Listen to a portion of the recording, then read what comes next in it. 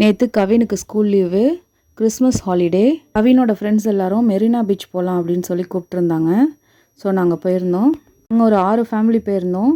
So எல்லாருமே Perambur bus ஸ்டாண்டில் வந்து அசம்பிள் ஆகிட்டோம்.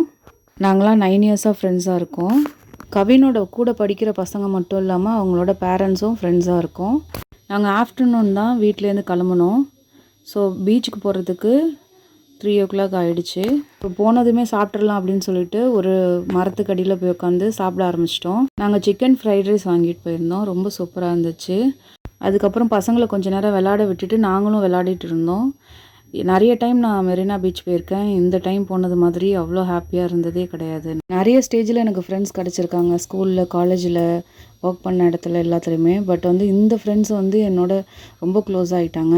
நான் 9 இயர்ஸாக இவங்க கூட டச்சில் இருக்கேன். இது லைஃப் லாங் இருக்கணும் அப்படின்னு சொல்லிட்டு நான் ரொம்ப ஆசைப்பட்றேன்.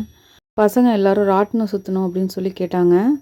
ஸோ ராட்டினம் சுற்ற விட்டுட்டு நாங்கள் எல்லோரும் ஸ்நாக்ஸ் சாப்பிட்டுட்டு இருந்தோம். இவங்க தான் அந்த 6 பசங்க.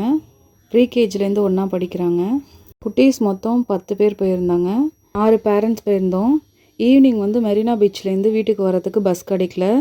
ஸோ ஷேர் ஆட்டோ, இந்த வேன் மாதிரி இருக்கும்ல, அந்த ஆட்டோ வந்து ரெடி பண்ணிவிட்டு அதில் நாங்கள் கிளம்பி வந்தோம். நேற்று டே எனக்கு ரொம்ப ஹாப்பியாக போணுச்சு. நெக்ஸ்ட்டு பிளானும் வச்சுருக்கோம். இது மாதிரி இயர்லி 4 டைம்ஸ் போகலாம் அப்படின்னு பிளான் பண்ணி வச்சுருக்கோம்.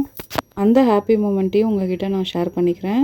வரப்போகிற வீடியோஸ்லாம் பார்க்கணும் அப்படின்னா இந்த வீடியோவை நீங்கள் லைக் பண்ணுங்கள். என்னோடய சேனலுக்கு சப்ஸ்கிரைப் பண்ணுங்கள்.